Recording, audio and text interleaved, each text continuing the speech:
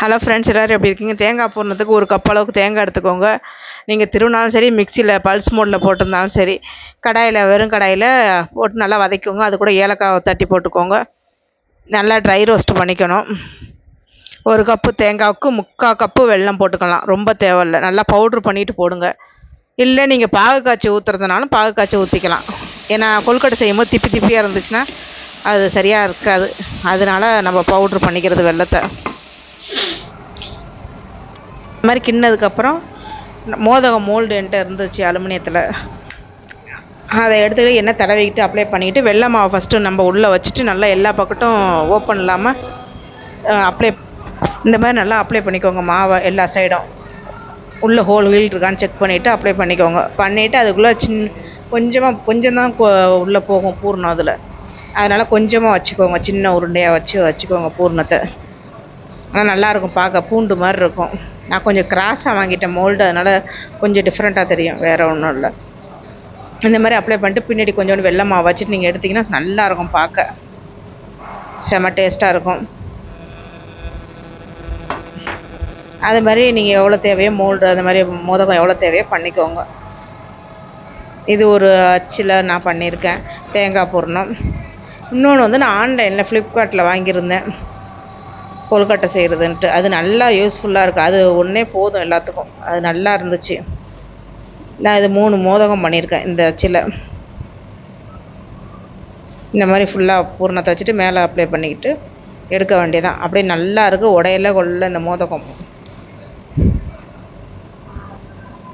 நீங்களும் வாங்கி ட்ரை பண்ணி பாருங்கள், நல்லா இருந்துச்சு.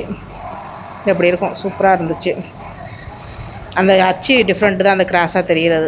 அதுமாதிரி இது தான் ஆன்லைனில் வாங்கியிருந்தேன், நல்லா இருக்குது. இதில் எண்ணெய் அப்ளை பண்ணிக்கோங்க, மேலேயும் அந்த இதுலேயும் அப்ளை பண்ணிக்கோங்க. பூரி மாதிரி தட்டி விட்டுக்கணும். நம்ம தட்டி விட்டு பக்கத்தில் கட் பண்ணுறது இருக்கும், அதுக்குள்ளே பூரணத்தை வச்சு நம்ம கட் பண்ணிக்க வேண்டியதான்.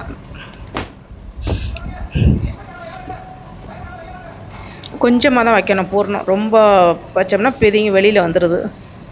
அதனால் நல்லாயிருக்கு. மெலிசாவும் நீங்கள் தட்டிக்கலாம், கொஞ்சம் மொத்தியாக வேணும்னாலும் தட்டிக்கலாம். அதுக்கு தகுந்த மாதிரி இருக்குது. நல்லா நம்ம ப்ரெஸ் பண்ணுறதை பொறுத்து தான் இருக்குது. நல்லா இருக்குது, ஒன்றும் வேஸ்ட்டு ப்ராடக்ட்லாம் கிடையாது, யூஸ்ஃபுல்லாக தான் இருக்குது. நீங்கள் கொழுக்கட்டை பண்ணலாம், மோமோஸ் பண்ணலாம். மோமோஸ்க்கு அப்போ அதை ரவுண்ட் மோமோஸ்க்கு இதே மாதிரி ட்ரை பண்ணிக்கலாம். அந்த ரவுண்டை மட்டும் நம்ம அப்ளை பண்ணிட்டு என்ன மோமோஸ் டிசைன் வேணுமோ அது மாதிரி பண்ணிக்கலாம்.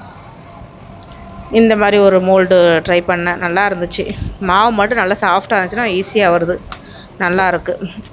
இதை நீங்கள் அப்ளை பண்ணிட்டு நம்ம நார்மலாக செய்வோம்ல கையிலம்மா, அது மாதிரி கூட செஞ்சுக்கலாம். உள்ள பூரணத்தை வச்சு எவ்வளோ பெருசு வேணாலும் நீங்கள் பண்ணிக்கலாம்.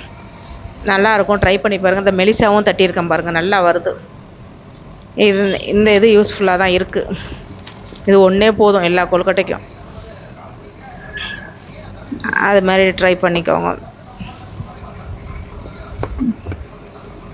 சின்ன உருண்டை பெரிய உருண்டை அது உங்களுக்கு தகுந்த மாதிரி எப்படி வேணுமோ யூஸ் பண்ணி பார்த்துக்கோங்க.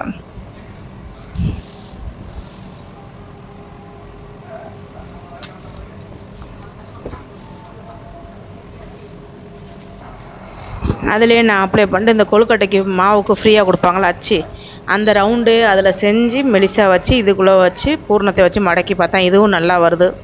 இப்படி நீங்கள் ட்ரை பண்ணலாம். அந்த இதில் இதுவும் சூப்பராக வந்துச்சு. எண்ணெய் மட்டும் அப்ளை பண்ணிக்கணும், அச்சு அந்த டிசைன் உழுவுறதுக்கு.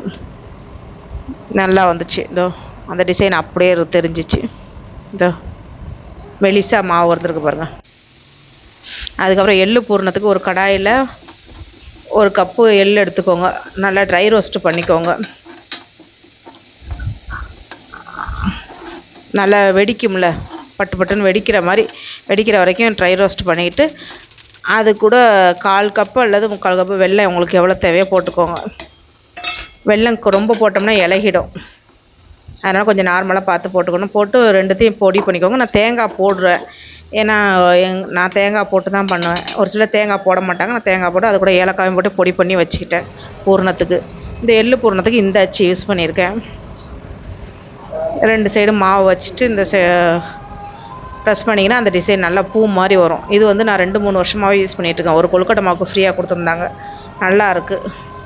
வருஷம் நான் இது தான் செஞ்சு வைப்பேன். அதுவும் அந்த அலுமினியம் மோல்டும் அந்த இது தான் புதுசாக நான் இந்த வருஷம் வாங்கியிருக்கேன். ட்ரை பண்ணுவோன்ட்டு. நல்லா தான் இருந்துச்சு.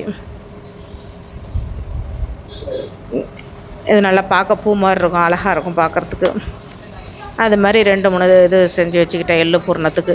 டிஃப்ரெண்ட் தெரியணும்ல நமக்கு. எள்ளு பூர்ணம், தேங்காய் பூர்ணம், கார கொழுக்கட்டை, இது 3ம் பண்ணியிருந்தேன் விநாயகர் சதுர்த்திக்கு. நான் அது வரலட்சுமி நோம்புக்கு அந்த புது மோல்டு வாங்கியிருந்தாலும் அதை ட்ரை பண்ணியிருந்தேன். நல்லா இருந்துச்சு. அப்போ வீடியோ எடுக்காமல் விட்டுட்டேன். இந்த மாதிரி வச்சு ப்ரெஸ் பண்ணி நல்லா சீல் பண்ணிவிட்டு வச்சிட வேண்டியதான். வேக வச்சு எடுத்துட்டா கொழுக்கட்டை ரெடி.